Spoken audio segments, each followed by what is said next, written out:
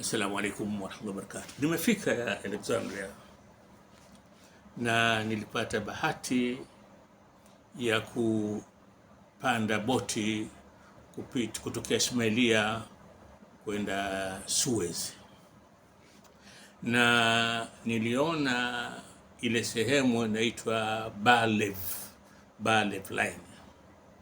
Katika vita vya siku 6 baada ya Wayahudi kuiteka Sinai ile, huyu mkuu wa majeshi walioteka Sinai kitwa Barlev alijenga kama kilima kikubwa kabisa cha mchanga kuzuia Wamisri wasiweza kuingia Sinai na kushambulia Wayahudi.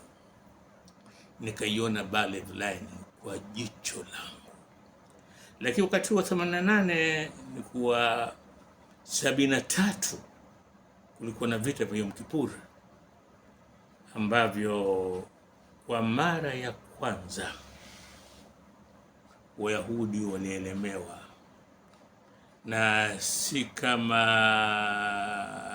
harakati na juhudi za Marekani kuingilia vita ile, huenda Waarabu wangelipata ushindi.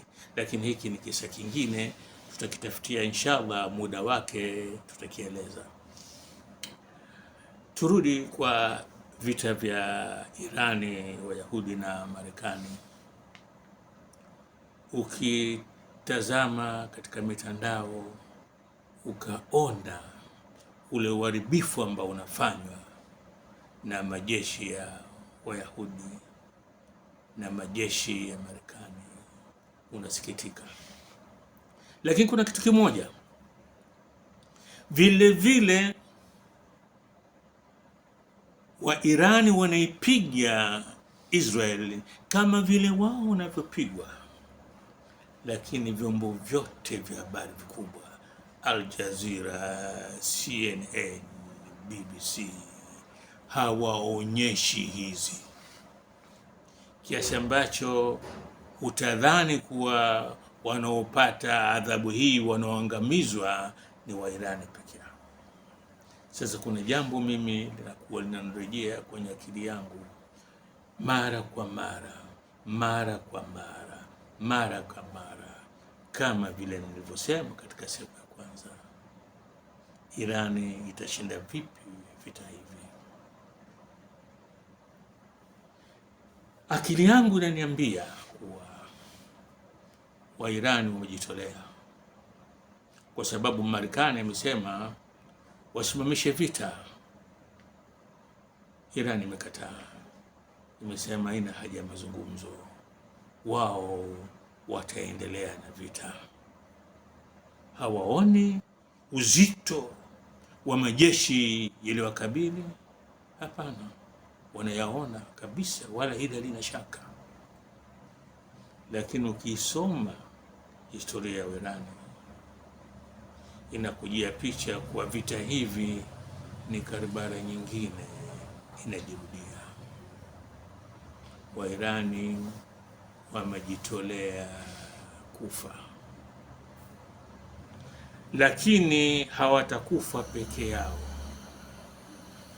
Wanataka kupigana na Wayahudi kwa kiasi ambacho baada ya kuhitimisha vita hivi, kufika mwisho wake, Irani itakuwa hoi na Wayahudi Israeli hali kadhalika itakuwa hoi.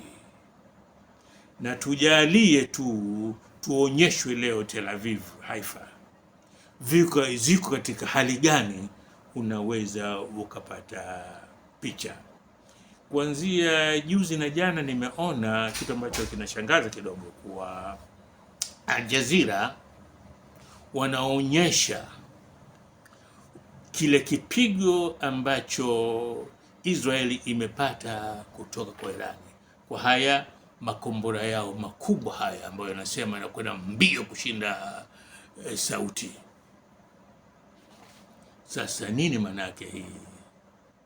Maana yake hii ni kuwa wa Irani wamekubali kufa, wamejitolea kufa, wamejitolea kuwa shahidi, ili Wayahudi au Marekani hata kwa mbali isiwajie fikra tena kuwa wanaweza wakasimama wakawa wanasukasuka wa Irani, iwe umepata funzo. Na nini wanategemea Wairani wanategemea vita vitakavyokwenda muda mrefu, wanaweza wao kustahimili. Wamepita katika historia hiyo wakati wanapigana na Iraki na Marekani akimsaidia Saddam Hussein. Wanajua nini maana ya vita virefu vya miaka. Halafu Wairani wana nchi kubwa. Wairani hawaogopi mauti, wanapenda kufa mashahidi. Wayahudi wanakiogopa kifo, wanaogopa mauti, hawawezi kustahimili vita vya muda mrefu, hawawezi kustahimili kukaa kwenye mahandaki wanajificha, hawawezi kustahimili. Wataweza kustahimili vita vya miaka 3, miaka 4, ni jambo gumu. Sasa nini maana yake hii? Hii maana yake ni kuwa Wairani wameamua kufa. Na nini kinafanya wafe? Nini kinafanya kubali kufa? Ni kuwa wanataka wabakie na heshima yao, wanataka Uislamu ubakie na heshima yake. Popote pale ulimwenguni watembee kifua mbele na vichwa vyao umenyanyua juu. Uislamu upate heshima yake, uheshimiwe. Isiwe mtu anaweza kutoka kwenye nchi yake akadhani anaweza kuipiga Irani na isiwe chochote. Lazima kuwa, wazungu wanasema, na consequences. Lazima wapate majibu. Sasa hili si jambo dogo, si jambo dogo hata kidogo. Damu nyingi itamwagika, damu nyingi itamwagika. Miji mingi ya Israeli itapigwa na itakuwa kama Gaza. Nasema mmoja katika waandishi wa Al Jazeera anasema leo kuna mitaa ukitizama ya Israel, ya Tel Aviv, unaweza kusema hii ni Gaza.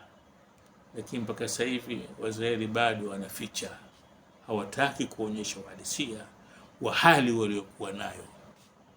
Hii ndio kitu nasema mimi kinasikitisha na wengi kinasikitisha, kwa sababu wanajua damu nyingi itamwagika, watu wengi watakufa.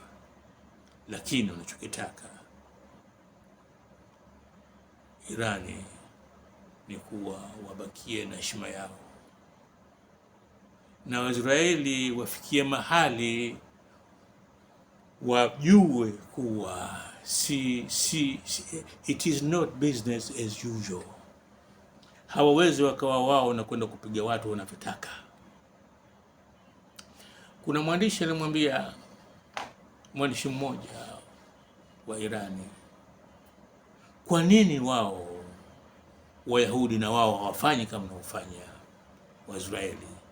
Wakaingia kwenye nchi usiku wa manane, wakaingilia viongozi wakawaua. Akawajibu, hawa ni Waislamu, Muislamu hawezi kufanya jambo kama hilo. Assalamu alaikum wa rahmatullahi wa barakatuh.